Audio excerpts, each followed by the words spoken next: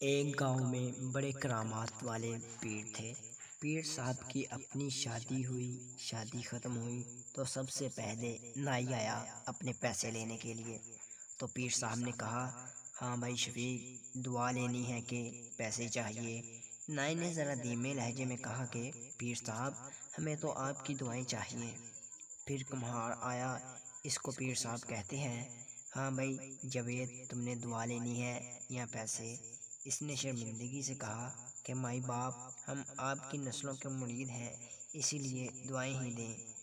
پھر آیا مراسی، وہ کچھ زیادہ ہی تیز تھا۔ اس سے جب پیر جی نے پوچھا کہ رفیق، تمہیں دعا چاہیے یا پیسے، تو مراسی کہتا ہے، پیر صاحب 50 روپے کی دعا دے دیں اور 50 نقد دے دیں۔ پیر صاحب نے کہا ٹھیک ہے۔ تو پیر صاحب نے اسے لمبی چوڑی دعائیں دیں۔ جب دعا ختم ہوئی تو پیر صاحب نے کہا، او ہو رفیق، میں نے دعا کچھ زیادہ دے دی ہے، یہ تو 500 کی ہو گئی ہے۔